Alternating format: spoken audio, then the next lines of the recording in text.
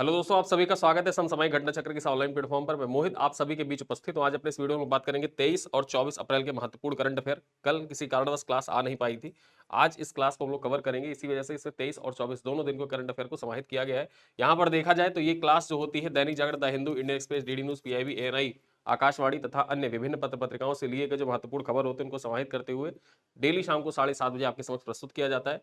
ये class RO परीक्षा के लिए तो महत्वपूर्ण है ही, साथ साथ UP PCS, Bihar PCS, Jharkhand PCS, Chhattisgarh PCS, Uttarakhand PCS, Rajasthan PCS, MP PCS, अन्य एक दिवसीय सभी परीक्षाओं के लिए बहुत महत्वपूर्ण है। उसमें चाहे एसएससी हो, बैंक हो, रेलवे हो, यूपी ट्रिपल एससी हो, यूपीएसआई हो, यूपी पुलिस हो, सभी परीक्षाओं के लिए बहुत महत्वपूर्ण होती है क्लास। डेली शाम को 7:30 बजे क्लास आपको मिल जाती है। इसकी क्लास पीपीटी, पीडीएफ इत्यादि प्राप्त करना चाहते हैं उसके बारे में आगे मैं जानकारी आपको दिए दे रहा हूं। उसके पूर्व एक जानकारी आपके लिए है कि RO online practice test series घटना चक्र द्वारा लाई गई है। इसमें 50 सेट है, ठीक है, टोटल 50 सेट है। 50 सेट के माध्यम से आप ऑनलाइन डेली प्रतिदिन प्रैक्टिस कर सकते हैं। क्या क्या चीजें उसमें आपको मिल जाती है? सबसे पहले तो 50 सेट मिलता है और हर सेट में देखा जाए तो 50 क्वेश्चन होते हैं। ये जो 50 क्वेश्चन होते हैं इसमें हिंदी और जीएस दोनों के प्रश्न समाहित होते हैं।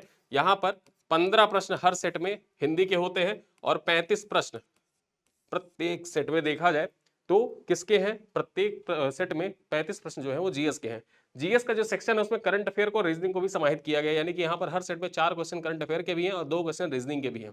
ठीक है, यहाँ पर देखा जाए इसका मूल्य मात्र 299 है। अगर आपने कभी घटना चक्र से कोई किताब वगैरह परचेज करी हुई है, आपके वॉलेट में कॉइन है, तो आप उस कॉइन को यूज करेंगे तो ये मूल्य आपका लगभग लगभग हो जाएगा 269 के आसपास। ठीक है, 269 के आसपास ये जो ऑनलाइन टेस्ट सीरीज है ये आपको मिल जाएगी। ऑनलाइन इसको आप सॉल्व कर सकते हैं, क्विज के फॉर्मेट में होगा, सोल्यूशन देख सकते हैं, ऑल इंडिया रैंकिंग देख सकते हैं, आप सब कुछ कर सकते हैं। उसके बाद देखा जाए तो मासिक करंट अफेयर का जो हमारा पैकेज है, जो क्लास चलती है डेली करंट अफेयर की, उसके बारे में जानकारी है। यहाँ पर हम लोग इसको as a module, as a मासिक पैकेज आपके बीच में रखते हैं। क्या क्या चीजें आपको मिलती है, क्या क्या फायदा मिलता है, मैं आपको बता देता हूँ। यहाँ पर डेली शाम को 7:30 बजे आपको वीडियो क्लास मिल जाती है। डेली 10 एमसीक्यू का टेस्ट होता है, ऐप पर टेस्ट होता है, लाइव टेस्ट होता है, रैंकिंग के साथ टेस्ट होती है। डेली जो आपकी क्लास पीपीटी है वो आपको प्रोवाइड कर दी जाती है। क्लास पीपीटी के बाद देखा जाए तो डेली प्रिंट फ्रेंडली पीडीएफ भी आपको दी जाती है और साथ ही साथ में महीने के एंड में एक फुल टेक करंट अफेयर का फुल टेस्ट होता है। ठीक है, कंप्लीट मासिक पीडीएफ आपको प्रोवाइड की जाती है, जैसे मासिक पत्रिका होती है सेम उसी फॉर्मेट में आपको प्रिंटेबल पीडीएफ के फॉर्मेट में लगभग 50 पेज का होता है, ये आपको प्रोवाइड कर दिया जाता है। पीडीएफ को डाउनलोड करने के लिए कुछ डाउट है, डिस्कशन करने के लिए अलग से व्हाट्सएप कम्युनिटी बना के रखा गया, व्हाट्सएप ग्रुप बना के रखा गया, जहां पर आप इस क्लास की प्रिंटेबल पीडीएफ और क्लास पीपीटी इत्यादि डाउनलोड कर सकते हैं, वहीं पर शेयर कर दी जाती है। संपूर्ण पैकेज जो है हमारा ये हिंदी और इंग्लिश दोनों भाषाओं में है, यानी कि लैंग्वेज का कोई भी बैरियर नहीं है। आप आसानी से हिंदी मीडियम के हैं तो और भी आसानी है, इंग्लिश के हैं तो और ज्यादा आसानी है। ठीक है, तो यहाँ पर पूरा जो मॉड्यूल है ये हिंदी और इंग्लिश दोनों भाषाओं में है और इसका मूल्य मात्र और मात्र 25 रुपए है। ठीक है, और ये बताया मैंने आपकी, अगर आपने कोई किताब वगैरह परचेज कर रखी है, नहीं परचेज की, आपके पास कोई बुक है, उसके आगे क्यूआर कोड दिया होता है, क्यूआर कोड को आप स्कैन कर लीजिए, आपके वॉलेट में कॉइन ऐड हो जाएगा और कॉइन ऐड होने के बाद ये 25 रुपए भी आपको पे नहीं करना है। ये पूरा कोर्स आपको 18 रुपए 75 पैसे में मिल जाएगा। कैसे आप इसको परचेज करेंगे ये भी दिखा देता हूँ मैं आपको। आप गूगल ओपन करिएगा, गूगल ओपन करने के बाद आपको सर्च करना होगा SSGCP, सर्च करिए, होम पेज खुल जाएगा, ओपन करिए और यहाँ पे आपको जाना है वीडियो लेक्चर में। आप वीडियो लेक्चर में जाइए, वीडियो लेक्चर हमारा ओपन हो जाएगा। उसके बाद सीधे सीधे सारा मॉड्यूल, सारा पैकेज जो है यहाँ पर एक साथ लगा हुआ है। आप करंट अफेयर अप्रैल महीने पे क्लिक करिए। ठीक है, अप्रैल महीने पे क्लिक करने के बाद आपको सारी चीजें एक तरफ से दिख जाएंगी। ठीक है, यहाँ वीडियोस लगा है, फिर उसके बाद पीडीएफ लगा है, टेस्ट लगा है। आप एक सीक्वेंस से देखना चाहते हैं तो आप डेमो यहाँ पर देख सकते हैं, वीडियो डेमो देख सकते हैं। आप ऐप के माध्यम से टेस्ट वगैरह जाके देख सकते हैं। यहाँ पर पहला जो लगा होता है, हर महीने का मॉड्यूल जो होता है पहला वाला, वो फ्री होता है, एज अ डेमो लगा होता है। आप डेमो जाके पहले देखिए टेस्ट वगैरह, उसके बाद आप ज्वाइन करना चाहें तो उसको ज्वाइन कर सकते हैं। ठीक है, और जब ज्वाइन करें तो एक चीज विशेष ध्यान रखिए, जब आप बाई नाउ पर क्लिक करें तो ऊपर एक ऑप्शन आता है कॉइन का, उस पर क्लिक कर देना। अगर आपके वॉलेट में कॉइन होगा तो ये 25 रुपए जो मूल्य दिख रहा है ये घट के कितना हो जाएगा? ये हो जाएगा 18 रुपए 75 पैसे और आप हमारे कोर्स में इनरोल हो जाएंगे। इनरोल होने के बाद ये हमारा हेल्पलाइन नंबर दिया हुआ है, इस पे आप कॉल करिएगा, आपको व्हाट्सएप ग्रुप का लिंक प्रोवाइड कर दिया जाएगा, आपको व्हाट्सएप ग्रुप में ऐड कर दिया जाएगा। ठीक है, और इसी प्रकार से देखें तो सभी महीने का,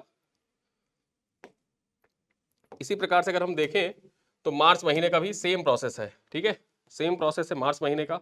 आप जाइए, रिव्यू पढ़िए, रिव्यू आपको पसंद आए, सब कुछ पूरा रिव्यू यहाँ पर दिया हुआ है, ठीक। जाइए ओपन करिए, रिव्यू पढ़िए, उसके बाद सारी चीजें देखिए, देखने के बाद पसंद है तो आप इसको ज्वाइन कर सकते हैं। चलिए स्टार्ट करें करंट अफेयर के महत्वपूर्ण जो खबरें हैं, खबरों पे तो सबसे पहले दिवस से चर्चा करते हैं, ठीक है। खोंगजोम दिवस, जो खोंगजोम दिवस होता है ये कहां पर मनाया जाता है, ये आपसे परीक्षा में पूछा भी जा चुका है। ये आपका PYQ भी है, ठीक है, ये आपका PYQ है, पूछा जा चुका है परीक्षा में पहले भी, भविष्य में फिर पूछे जाने की संभावना है। देखा जाए तो मणिपुर में 23 अप्रैल को खोमजोम दिवस मनाया गया। मणिपुर जो है कहां पे मनाया जाता है, यही पूछा गया था। खोमजोम दिवस कहां मनाया जाता है, मणिपुर में मनाया जाता है। कब, 23 अप्रैल को खोमजोम दिवस मनाया गया। देखा जाए तो ये क्यों मनाया जाता है, तो इसमें वर्ष 1991 में ऐतिहासिक एंग्लो मणिपुरी युद्ध के प्राणों की आहुति देने वाले मणिपुरी नायकों की वीरता और बलिदान का स्मरण किया जाता है। बेसिकली जो खोंगजोम दिवस मनाया जाता है, ये खोमजोम दिवस इसी वजह से मनाया जाता है, जो एंग्लो मणिपुरी वार हुआ था, कब हुआ था, 1891 में हुआ था, ठीक है। उसी की याद में खोंगजोम दिवस मनाया जाता है, कहां पर, मणिपुर में, 23 अप्रैल को। आगे देखा जाए, एक सुरक्षा सप्ताह है, अग्नि सुरक्षा सप्ताह, ठीक है। अग्नि सुरक्षा सप्ताह के बारे में जान ले तो केंद्रीय स्वास्थ्य मंत्रालय 21 से 25 अप्रैल तक अखिल भारतीय अग्नि सुरक्षा सप्ताह मना रहा है, ठीक है। किसके द्वारा मनाया जा रहा है, अखिल भारतीय अग्नि सुरक्षा सप्ताह 21 से 25 अप्रैल के बीच में, तो केंद्रीय स्वास्थ्य मंत्रालय के द्वारा सेलिब्रेट किया जा रहा है। आगे देखें, अग्नि सुरक्षा सप्ताह सभी स्तरों पर स्वास्थ्य देखभाल सुविधाओं में अग्नि और विद्युत सुरक्षा के लिए सामूहिक प्रतिबद्धता की आवश्यकताओं पर प्रकाश डालता है। यह वीक क्यों सेलिब्रेट किया जा रहा है, सभी स्तरों पर स्वास्थ्य देखभाल सुविधाओं में अग्नि और विद्युत सुरक्षा के लिए सामूहिक प्रतिबद्धता की आवश्यकताओं पर प्रकाश डालते हुए देखा जाए तो 21 से 25 अप्रैल के बीच में अग्नि सुरक्षा सप्ताह सेलिब्रेट किया जाता है। किसके द्वारा सेलिब्रेट किया जा रहा है, तो जाने रहिए, केंद्रीय स्वास्थ्य मंत्रालय के द्वारा सेलिब्रेट किया जा रहा है। अग्नि सुरक्षा सप्ताह लिखा रहेगा, ठीक है, तो आप जाने रहिएगा किसके, कौन से मंत्रालय के द्वारा, वहां पर 3-4 ऑप्शन भी दे सकता है, गृह मंत्रालय के द्वारा या विद्युत मंत्रालय के द्वारा, स्वास्थ्य मंत्रालय के द्वारा, या कोई अन्य मंत्रालय दे दे, पृथ्वी विज्ञान मंत्रालय दे दे। तो आप ये पॉइंट याद रखिएगा कि केंद्रीय स्वास्थ्य मंत्रालय के अधीन इसको मनाया जाता है। चलिए आगे देखें, World book and copyright Day, जो world book and copyright Day होता है, इसको कब सेलिब्रेट किया जाता है, ये भी 23 अप्रैल को सेलिब्रेट किया जाता है। 23 अप्रैल को सेलिब्रेट किया जाता है, ठीक है। इसी दिन देखा जाए तो विलियम शेक्सपियर का देहांत भी हुआ था। प्रतिवर्ष 23 अप्रैल को world book and copyright day के रूप में मनाया जाता है। वर्ष 2025 में जो वर्ल्ड बुक डे है, world book and copyright day, इसका थीम क्या है, the role of literature in achieving the sustainable development goals. SDGs को प्राप्त करने में जो लिटरेचर है, साहित्य है, उसकी भूमिका, ये इसका थीम है जो 2025 के लिए world book and copyright day. यहाँ पर कुछ किताबें हैं और किताबों के नाम है, आप चाहें तो एक बार इनको देख लीजिएगा, आपके परीक्षा के लिए सारे किताबों के नाम इंपॉर्टेंट है, इसी वजह से इस किताब को मैंने यहाँ पर लगाया है, ठीक है। परीक्षाओं में स्टैटिक जीके के दृष्टिकोण से इंपॉर्टेंट है ये सारी किताबें, ठीक है। चलिए आगे देखें, राष्ट्रीय पंचायती राज दिवस। यहाँ पर देखा जाए तो अभी तक हमने 3 पर चर्चा कर ली, ये चौथा है। चौथा जो राष्ट्रीय पंचायती राज दिवस है, इसको आज सेलिब्रेट किया जा रहा है। भारत के तत्कालीन प्रधानमंत्री मनमोहन सिंह ने 2010 में पहली बार इस दिन को राष्ट्रीय पंचायत दिवस के रूप में मनाने के लिए घोषणा की थी, और तब से लेकर हर साल देखा जाए तो 24 अप्रैल का जो दिन होता है, इसको राष्ट्रीय पंचायती राज दिवस के रूप में सेलिब्रेट किया जाता है, ठीक है। पहली बार कब सेलिब्रेट, मतलब घोषणा कब हुई थी या पहली बार कब मनाया गया, तो 2010 में मनाया गया था। किसके द्वारा घोषणा की गई थी, प्रधानमंत्री मनमोहन सिंह के द्वारा घोषणा की गई थी। आगे हम बात करें, जो राष्ट्रीय पंचायती राज दिवस की शुरुआत है, ठीक है, यहाँ पर देखा जाए जो राष्ट्रीय पंचायती राज दिवस की शुरुआत 24 अप्रैल 1993 को हुई थी, जब 73वां संविधान संशोधन अधिनियम लागू हुआ था, ठीक है। जो पंचायती राज है, तो राष्ट्रीय स्तर पर पंचायती राज कब स्टार्ट हुआ था, कब शुरू हुआ था, 24 अप्रैल 1993 को शुरू हुआ था, जब 73वां संविधान संशोधन अधिनियम लागू हुआ था। इस संशोधन के माध्यम से पंचायती राज संस्थाओं को संवैधानिक दर्जा मिला था। 73वें संविधान संशोधन के द्वारा ही देखा जाए तो जो पंचायती राज संस्थाएं हैं, पंचायती राज संस्थाएं हैं, 73वें संविधान संशोधन के द्वारा संवैधानिक दर्जा इनको प्रदान किया गया था, और पूरे देश में त्रिस्तरीय पंचायत प्रणाली को बनाया गया, ठीक है। त्रिस्तरीय पंचायत प्रणाली को पूरे देश में अपनाया गया 73वें संविधान संशोधन के जरिए। आगे देखा जाए, अगली खबर क्या है, भारत की जीडीपी वृद्धि दर 6% के ऊपर रहने का अनुमान किसने बताया है, IMF ने बताया है कि भारत की जो जीडीपी वृद्धि दर है वो 6% से ऊपर रहने का अनुमान है। ये 22 अप्रैल की खबर है, ठीक है, आकाशवाणी की। चलिए चर्चा करें, अंतरराष्ट्रीय मुद्रा कोष IMF ने वैश्विक व्यापार तनाव के बढ़ने के बीच विभिन्न बाधाओं के बावजूद भारत की सकल घरेलू उत्पाद जीडीपी वृद्धि दर में 6% से ऊपर रहने का अनुमान व्यक्त किया है। IMF ने 22 अप्रैल को वाशिंगटन में अप्रैल 2025 विश्व आर्थिक परिदृश्य रिपोर्ट जारी किया। ठीक है, आप परीक्षा के लिए इंपॉर्टेंट है। विश्व आर्थिक परिदृश्य रिपोर्ट जो है, ठीक है, ये किसके द्वारा, वर्ल्ड इकोनॉमिक आउटलुक किसके द्वारा जारी किया जाता है। वर्ल्ड इकोनॉमिक आउटलुक के बारे में आपसे परीक्षा में पहले भी पूछा जा चुका है, ये आपका पीवाईक्यू है, ये पॉइंट याद रखिएगा। पहले भी ऐसे सवाल आपसे परीक्षाओं में अक्सर पूछे जाते रहे। और रिपोर्ट इंडेक्स तो यहां तक कि यूपीएससी भी पूछता है। ठीक है, यूपीएससी में देखा जाए, जो आप मार्केट से एग्जाम के पहले 365 वगैरह पढ़ते हैं, उनमें एक अलग अलग बुकलेट निकालते हैं, बाकायदा एक अलग से बुकलेट निकाली जाती है, कौन सी संस्था कौन सी रिपोर्ट जारी करती है, पूरा रिपोर्ट का विस्तृत वर्णन रहता है। 180 पेज 200 पेज की किताबें होती हैं, लोग बैठ के उसको रटते हैं, लास्ट में आता क्या, सिर्फ एक क्वेश्चन, निम्नलिखित में से कौन सी संस्था वर्ल्ड इकोनॉमिक आउटलुक निकालती है, IMF। ठीक है, उसके लिए लोग परेशान रहते हैं। चलिए देखा जाए, इसमें भारतीय अर्थव्यवस्था के वित्त वर्ष 2025-26 में 6.2% के हिसाब से ग्रो करने के लिए बताया गया है। और 2026-27 का जो वित्त वर्ष होगा उसमें भारतीय अर्थव्यवस्था को बताया गया है कि 6.3% के हिसाब से भारतीय अर्थव्यवस्था ग्रो करेगी। IMF अनुमान व्यक्त किया गया है, IMF के द्वारा अनुमान व्यक्त किया गया है कि वैश्विक वृद्धि दर इस साल घटकर 2.8% और अगले साल 3% रहेगी। ठीक है, IMF के द्वारा यह भी अनुमान व्यक्त किया गया है कि जो वैश्विक अर्थव्यवस्था में वृद्धि दर है, वैश्विक अर्थव्यवस्था किस हिसाब से ग्रो करेगी। तो इस साल देखा जाए, ट्रंप ने लगा दिया है टैरिफ वार चल रहा है। ठीक है, रेसिप्रोकल टैरिफ वार चल रहा है। तो यहां पर देखा जाए, इस साल बताया कि 2.8% के हिसाब से ग्रो करेगी, और धीरे धीरे धीरे धीरे टैरिफ के अनुसार जो वैश्विक अर्थव्यवस्था है धीरे धीरे उभरेगी, तो अगले साल 3% के हिसाब से ग्रो करेगी। ठीक है, चलो अगली खबर देखें। मशहूर लेखक बिल एटकेन का देहरादून में निधन हो गया है।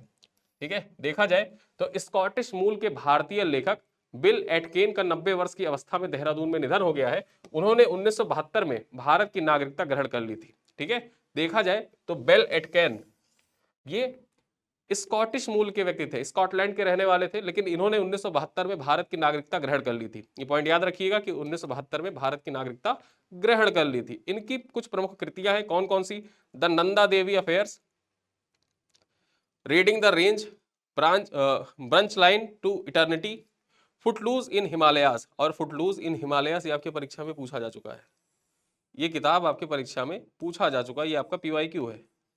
देखा जाए तो ऐसे सवाल जो होते हैं ना, किताबों के रचयिता, किताबों के लेखक हर साल लोक सेवा आयोग एक सवाल पूछता ही पूछता है। 2024 में किसी कारणवश नहीं पूछा, उसने अपना पैटर्न ही पूरी तरीके से चेंज कर दिया, लेकिन अभी तक ट्रेंड ये रहा है कि हर बार किताबों से एक सवाल आता ही आता है, दिवस से सवाल आते ही आते हैं। दिवस से तो इस बार भी सवाल पूछे गए, 2-3 सवाल दिवस से थे।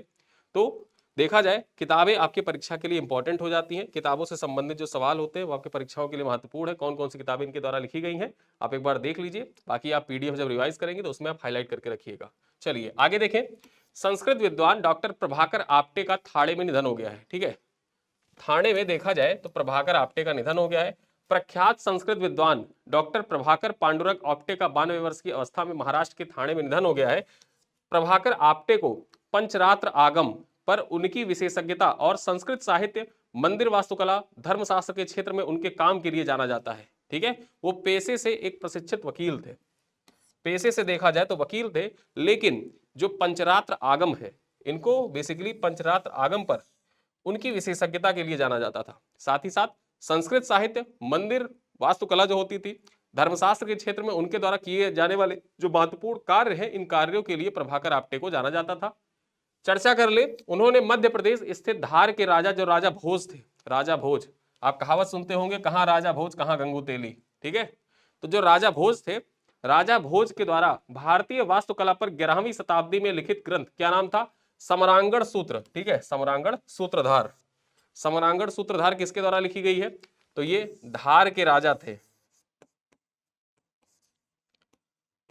धार के राजा भोज। आपने इतिहास में पढ़ा होगा, ठीक है, आपने इतिहास में पढ़ा होगा, जो राजाओं को दिशा के आधार पर बांटा गया था कि उत्तर के राजा को क्या कहा जाता था, पूर्व के राजा को क्या कहा जाता था, दक्षिण के राजा को क्या कहा जाता था, और पश्चिम के राजा को क्या कहा जाता था। तो जो दक्षिण का राजा होता था, इसको भोज कहा जाता था। ठीक है, एक प्रकार से देखा जाए तो जो राजा भोज है, राजा भोज के नाम से तो विख्यात थे, लेकिन जो दक्षिण का राजा होता था, दक्षिण के राजा को भोज उपाधि प्रदान की जाती थी उत्तर वैदिक काल में। ये सारी बातें आपने इतिहास में पढ़ी होंगी। ठीक है, चलिए आगे देखें, लूसी गुओ बनी दुनिया की सबसे युवा अरबपति महिला, सेल्फ मेड अरबपति बनी है, ठीक है, खुद से ही अरबपति बनी है। देखा जाए तो अमेरिका की 30 साल की एक युवती लूसी गुओ सबसे कम उम्र की सेल्फ मेड महिला अरबपति बन गई है। इससे पहले यह खिताब जो था ये पॉप स्टार टेलर स्विफ्ट के नाम पर था, ठीक है, जो टेलर स्विफ्ट थी, टेलर स्विफ्ट इनसे जो लूसी गुओ है, लूसी गुओ से पहले टेलर स्विफ्ट के पास यह खिताब था कि सबसे युवा सेल्फ मेड अरबपति थी। लेकिन अब देखा जाए सबसे युवा सेल्फ मेड अरबपति कौन है, ठीक है, तो यहां पर फीमेल बिलियनियर जो सेल्फ मेड फीमेल बिलियनियर है वो कौन है, लूसी गुओ है। कहां की है, अमेरिका की ही है।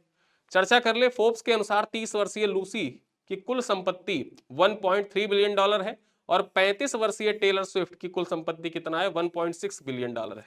तो यहां पर उम्र के हिसाब से देखा जाए तो टेलर स्विफ्ट से ये छोटी है, 30 साल की ही है। 30 साल की उम्र में इनके पास जो संपत्ति है 1.3 बिलियन डॉलर की संपत्ति है, ठीक है।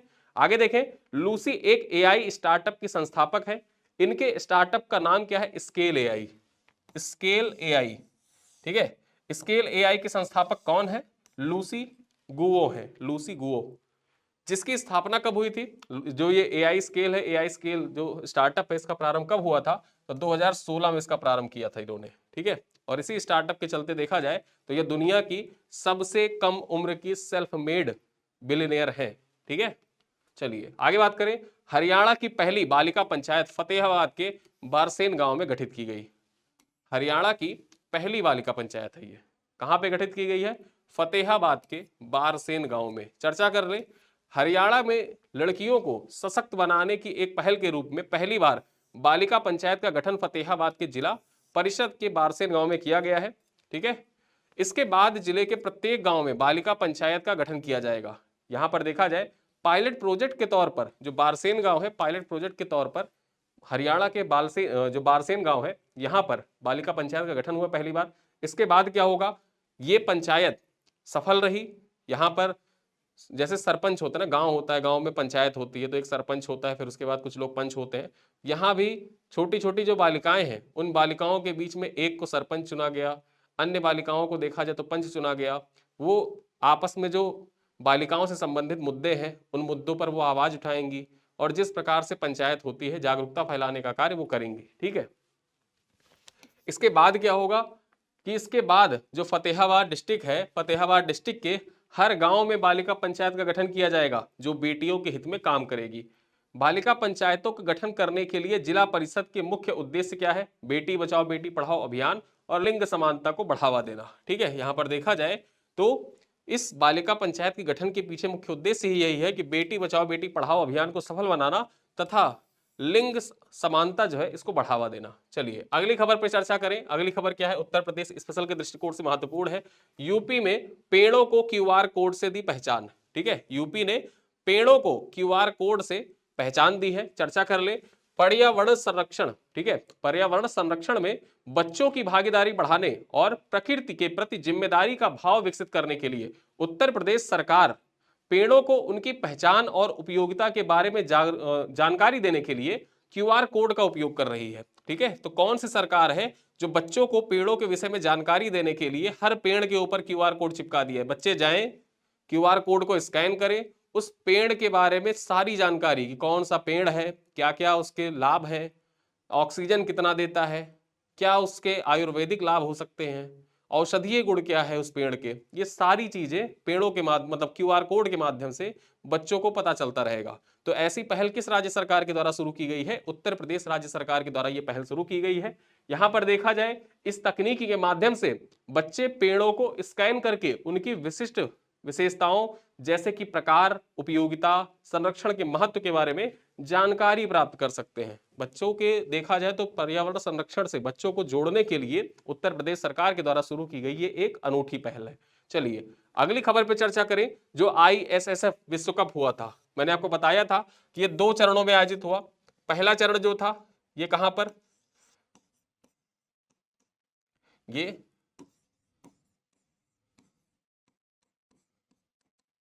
अर्जेंटीना के ब्यूनस आयर्स में हुआ था और दूसरा चरण जो हुआ था ये पेरू के लीमा में हुआ था, ठीक है। 2 चरणों में हुआ।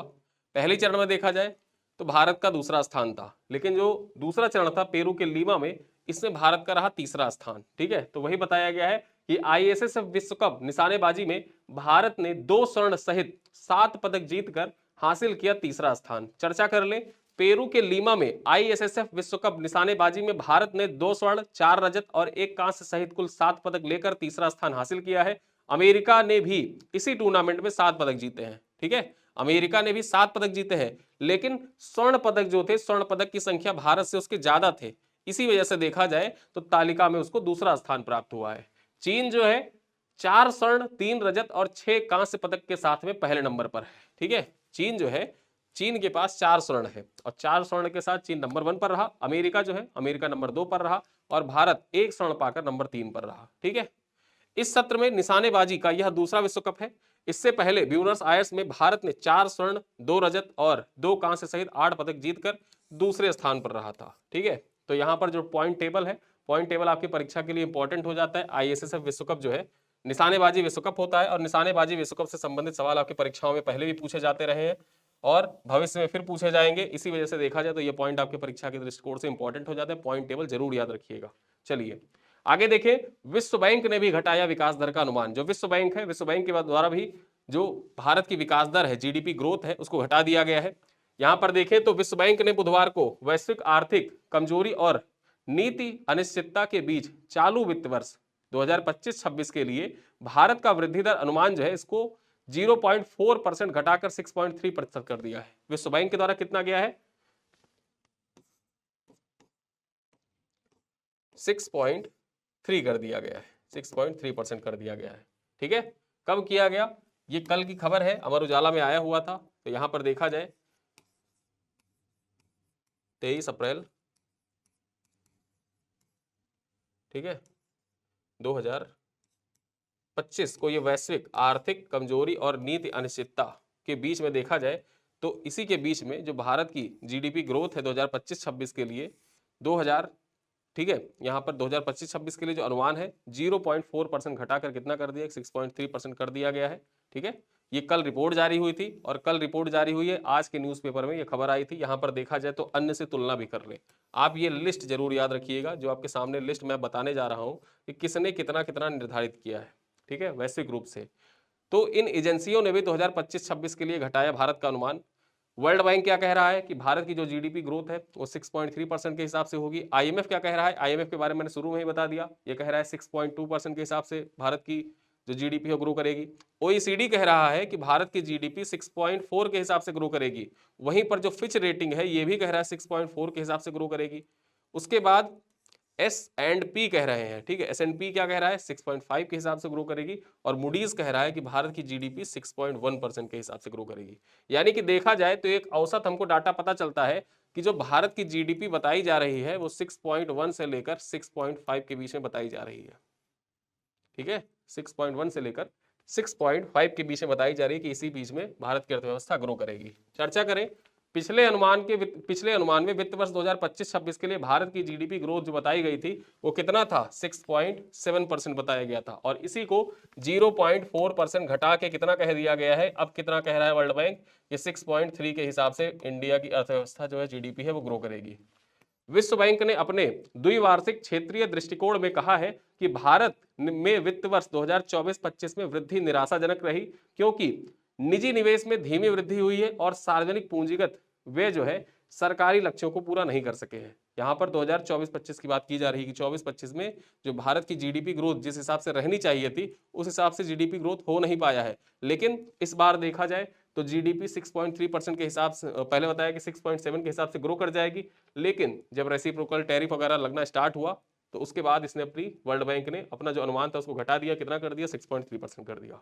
ये लिस्ट जरूर याद रखना, आपके परीक्षा के लिए बहुत महत्वपूर्ण है, मोस्ट इंपॉर्टेंट है। एक इकलौते लिस्ट सारे डाटा, सारे फैक्ट और सारे पॉइंट्स पर भारी है। ठीक है, चलो अगली खबर क्या है? चंद्रमा पर परमाणु संयंत्र स्थापित करने की योजना। कौन बना रहे हैं चंद्रमा पर परमाणु संयंत्र बनाने की योजना? तो यहां पर देखा जाए रूस के साथ मिलकर अंतरराष्ट्रीय चंद्र अनुसंधान स्टेशन को लेकर कार्य कर रहा है चीन।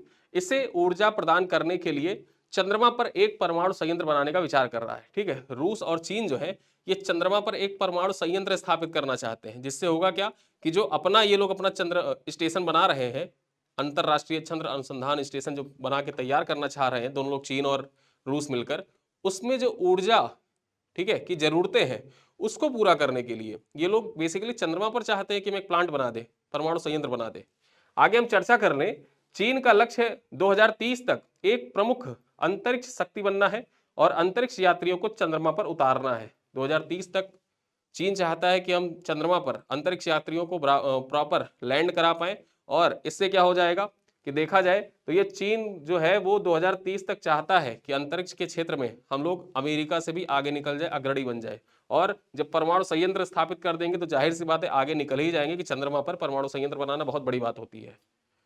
2028 के लिए नियोजित चांग E8 मिशन एक स्थायी मानव युक्त चंद्र बेस का निर्माण के लिए आधार तैयार करेगा। देखा जाए तो जो चांग E6 है, चांग E6 मिशन, फिर उसके बाद चांग E8 मिशन चीन के द्वारा लॉन्च किया जा रहा है। ये क्या करेगा, ये बेसिकली चंद्रमा पर जाएगा, 2028 में लॉन्च किया जाएगा, ये चंद्रमा पर जाएगा और वहां पर देखा जाए तो भविष्य के लिए एक स्थायी मानव युक्त चंद्र बेस, मतलब एक चीन चाहता है कि हम चंद्रमा पर मानव युक्त चंद्रबेस बना दे, वहां पर एक बेस, जैसे अंतरिक्ष स्टेशन है ना, अंतरिक्ष स्टेशन क्या है कि चंद्रमा और जो भारत मतलब सॉरी धरती है, पृथ्वी, पृथ्वी और चंद्रमा के बीच में देखा जाए तो अंतरिक्ष में कुछ ऊंचाई पर अंतरिक्ष बेस, आप अंतरिक्ष स्टेशन स्थापित कर देते हैं।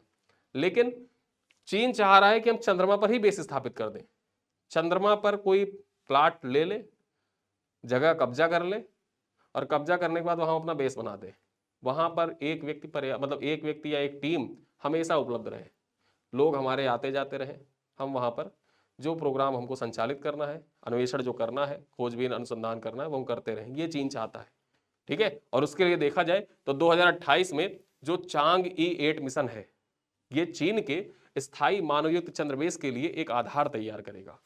आगे हम चर्चा करें, रूस की अंतरिक्ष एजेंसी रॉसकॉसमॉस जो है, इसने पिछले साल ही कहा था कि वह चीन के राष्ट्रीय अंतरिक्ष प्रशासन के साथ मिलकर 2035 तक चंद्रमा की सतह पर ILRS को ऊर्जा प्रदान करने के लिए एक परमाणु रिएक्टर बनाने की योजना बना रही है।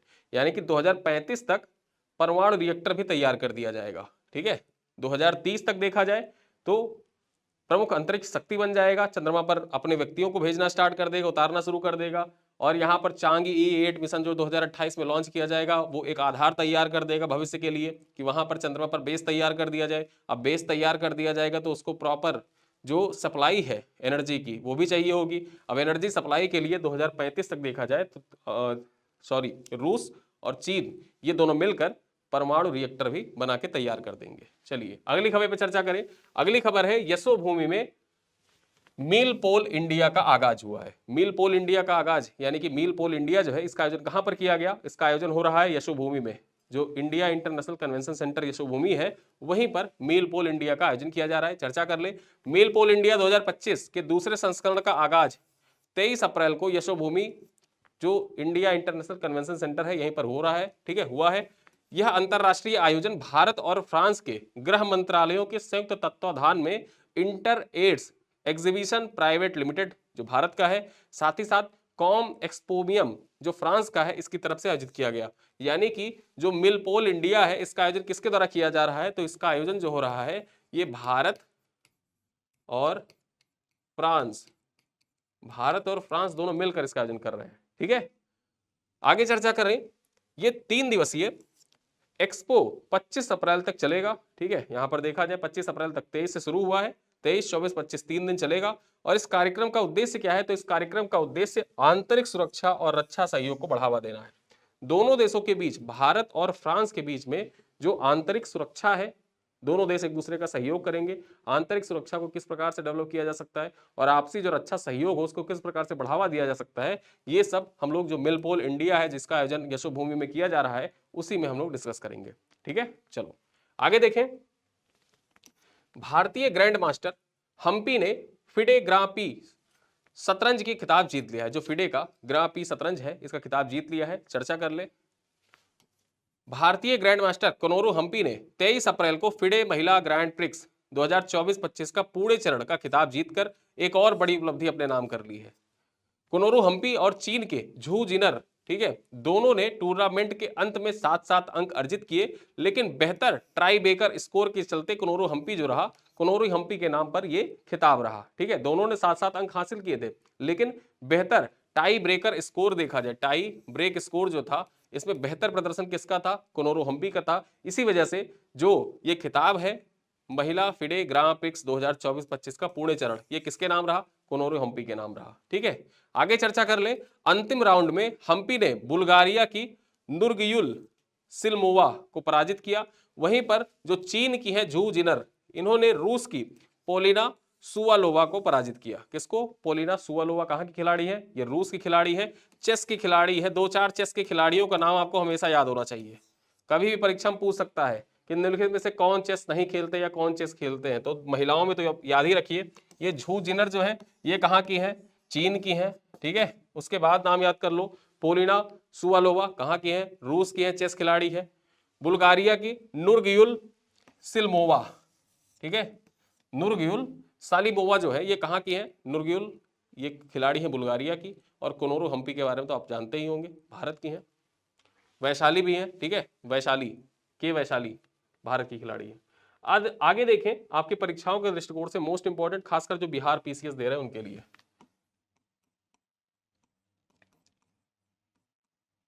71वीं बीपीएससी के लिए महत्वपूर्ण चर्चा करें। प्रधानमंत्री नरेंद्र मोदी ने 24 अप्रैल को, यानी कि आज ही के दिन देखा जाए तो, राष्ट्रीय पंचायती राज दिवस पर बिहार के मधुबनी से देश भर के पंचायती राज संस्थानों को, ग्राम सभाओं को संबोधित किया। ठीक है, यहीं से जो पंचायती राज संस्थानों और ग्राम सभाओं को संबोधित करने का कार्य किया गया प्रधानमंत्री मोदी के द्वारा। इसी अवसर पर बिहार में 13,500 करोड़ रुपए की कई विकास परियोजनाओं का शुभारंभ भी किया गया। प्रधानमंत्री बिहार के गोपालगंज जिले के हथुआ में करीब 340 करोड़ की लागत से रेल अनलोडिंग सुविधा वाले एलपीजी बॉटलिंग प्लांट की भी आधारशिला रखी। ठीक है, कहां पर रखा गया है? गोपालगंज के हथुआ जिले में, मतलब गोपालगंज जिला जो है वहीं पर हथुआ के करीब में 340 करोड़ रुपए की रेल अनलोडिंग सुविधा है, एलपीजी बॉटलिंग प्लांट, इसका शुभारंभ किया गया, आधारशिला रखी गई। और देखा जाए तो इसी अवसर पर, ठीक है, इसी अवसर पर क्षेत्र में बिजली की बुनियादी ढांचे को बढ़ावा देते हुए प्रधानमंत्री ने 1,170 करोड़ रुपए से अधिक की परियोजनाओं की आधारशिला रखी। साथ ही साथ पुनर्गठित वितरण क्षेत्र योजना के तहत बिहार में बिजली क्षेत्र में 5,300 करोड़ रुपए से अधिक की कई परियोजनाओं का उद्घाटन भी किया। इसके अलावा Supaul Pipra rail line, Hasanpur Bithan rail line और छपरा बगहा के दो दो लेन के रेल ओवरब्रिज का उद्घाटन भी पीएम मोदी के द्वारा किया गया।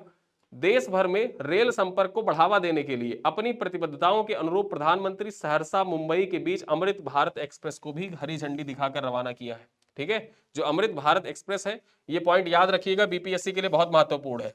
सहरसा से मुंबई के बीच में अमृत भारत एक्सप्रेस चलाई जाएगी। परीक्षा में पूछ सकता है कि अप्रैल 2025 में प्रधानमंत्री मोदी के द्वारा निम्नलिखित में से किन दो स्थानों के बीच में अमृत भारत एक्सप्रेस के संचालन को हरी झंडी दिखाई गई?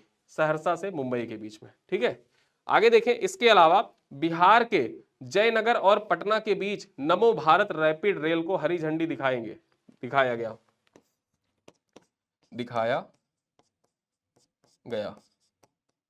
ठीक है, कहां से कहां तक? जयनगर से पटना के बीच में। और ये देखा जाए तो नमो भारत रैपिड रेल है बिहार की पहली, ये बिहार की पहली है। ठीक है, भारत की दूसरी और बिहार की पहली। जैसे ही आ जाए बिहार की पहली, आपके परीक्षा के लिए इंपॉर्टेंट हो जाता है। बिहार की पहली नमो भारत रैपिड रेल सेवा किन दो स्थानों के बीच संचालित हुआ? जयनगर से पटना के बीच में। ठीक है, यह पहली नमो भारत रैपिड रेल सेवा होगी जिसमें 16 कोच होंगे, और पहले ही ऐसी रैपिड रेल सेवा है जिसमें 16 कोच संचालित हो रहे हैं। साथ ही साथ देखा जाए, प्रधानमंत्री दीनदयाल अंत्योदय योजना राष्ट्रीय ग्रामीण आजीविका मिशन के तहत बिहार के 2 लाख से अधिक स्वयं सहायता समूहों को सामुदायिक निवेश की निधि के तहत लगभग 930 करोड़ रुपए का लाभ भी वितरित किया गया। इस दौरान प्रधानमंत्री आवास योजना और दीनदयाल अंत्योदय योजना, जो राष्ट्रीय ग्रामीण आजीविका मिशन है, इसके तहत वित्तीय सहायता भी वितरित की गई। ठीक है, तो ये पॉइंट जो है आज बिहार के संदर्भ में ये सारा पॉइंट इंपॉर्टेंट हो जाता है। न्यूज़पेपर में देखा जाए, आज ही के दिन प्रधानमंत्री मोदी के द्वारा कानपुर में जो मेट्रो रेल परियोजनाएं और 3 अन्य परियोजनाएं थी उनका उद्घाटन किया जाना था, लेकिन चूंकि कानपुर के एक व्यक्ति हैं, ठीक है, वैसे तो भारत भर के बहुत से राज्यों से जो पर्यटक गए हुए थे कश्मीर में, उनके साथ जो अमानवीय कृत्य अमानवीय घटनाएं हुई वो पूरे मानवता को संसार कर देने वाली है। और देखा जाए तो कानपुर में जो उद्घाटन समारोह था उसको मोदी जी के द्वारा कैंसिल कर दिया गया, लेकिन बिहार वाला जो प्रोग्राम होना था, बिहार का प्रोग्राम, क्योंकि सारी चीजें एक साथ लेके चलनी है, जो विकास कार्य है उनका उद्घाटन किया जाना था, तो इस वजह से उन कार्यों को नहीं स्थगित किया गया। लेकिन उत्तर प्रदेश में जो कानपुर का विकास कार्य था उसको स्थगित कर दिया गया फिलहाल के लिए, उसका भी उद्घाटन बाद में किया जाएगा। मैंने आपको पहले पढ़ाया था कि 24 अप्रैल को करेंगे, तो वो 24 अप्रैल को करेंगे, वहां पर बताया था कि 24 अप्रैल को 3 विकास परियोजनाओं को, जिसमें पनकी के बारे में बताया था, मेट्रो रेल लाइन के बारे में बताया था, तो वो चीजें अभी भविष्य में होंगी। उसको जब मैं पीडीएफ बनवाऊंगा तो पीडीएफ में उन चीजों को अपडेट कर दूंगा कि बाद में इसका जब भी उसका उद्घाटन किया जाएगा उस टाइम तक, टिल डेट तक ये था कि 24 तारीख को होना है, लेकिन आज 24 तारीख है, वो प्रोग्राम कैंसिल कर दिया गया। इस वजह से जो पुराना पीडीएफ था, पुराने पीडीएफ में मैंने बताया था आपको कि 24 अप्रैल का, उसको मैं अपडेट करवा दूंगा। ठीक है, तो चलिए बिहार के बारे में हमने जान लिया। कुछ महत्वपूर्ण प्रश्न है, इन महत्वपूर्ण प्रश्नों का उत्तर आप दीजिएगा, क्योंकि इसके पहले जो पूर्व में वीडियो आया आप लोगों ने कहा कि सर जो पुराना पैटर्न था, जैसे आप लास्ट में क्वेश्चन पूछते हैं, क्योंकि जो न्यूज़पेपर की खबरें होती हैं, न्यूज़पेपर की खबरें ऐसी है, ये जीएस की क्लास नहीं होती है, इसमें डेली सुबह से लेकर शाम तक जो न्यूज़पेपर की खबरें होती हैं उन खबरों को मैं आपके समझ प्रस्तुत करता हूं, और वो खबर आप पहले पढ़े नहीं होते तो उसका जवाब आप पहले नहीं दे सकते हैं। ठीक है, खबर आप पढ़ चुके हैं, खबर मैं पढ़ा लेता हूं, उसके बाद मैं सवाल पूछता हूं आपसे, और ये सवाल फिर से पुराने पैटर्न पर मैं आपके लिए छोड़ कर जाऊंगा। देखिए, निम्नलिखित कथनों पर विचार करें। पहला प्रश्न है खोमजोंग, ठीक है, खोमजोम दिवस मणिपुर में मनाया जाता है। पहला कथन कह रहा है, कारण कह रहा है यह दिवस 1942 में भारत छोड़ो आंदोलन में मणिपुरी नायकों के बलिदान की याद में मनाया जाता है। अब आपको बताना है, असेशन और रीजन पे आधारित सवाल है। असेशन और रीजन दोनों सही है, आर ए की सही व्याख्या करता है। ए और आर दोनों सही है, आर ए की सही व्याख्या नहीं करता है। सी कह रहा है ए सही है लेकिन आर गलत है। डी कह रहा है ए गलत है लेकिन आर सही है। ये प्रश्न संख्या हो गया 1। दूसरा क्या कह रहा है, कथन और तथ्य पर आधारित है। मृत्यु के समय विल एटकेन भारत के नागरिक थे, और तथ्य कह रहा है उन्होंने 1972 में भारत की नागरिकता ग्रहण की। ठीक है, अब देखा जाए, कथन सही है तथ्य गलत है, कथन गलत है तथ्य सही है, दोनों सही है और एक दूसरे के पूरक है। डी कह रहा है दोनों गलत है। क्वेश्चन नंबर 3 है, निम्नलिखित में से कौन सी महिला 2025 में दुनिया की सबसे युवा सेल्फ मेड अरबपति बनी है? Koneru Humpy, Zhu Jiner, Lucy Guo, Taylor Swift. Question number 4 है, निम्नलिखित कथनों पर विचार करें। कथन क्या कह रहा है और तर्क क्या कह रहा है? कथन कह रहा है world book and copyright day का थीम है the role of literature in achieving the sustainable development goals रखा गया है, ये थीम है।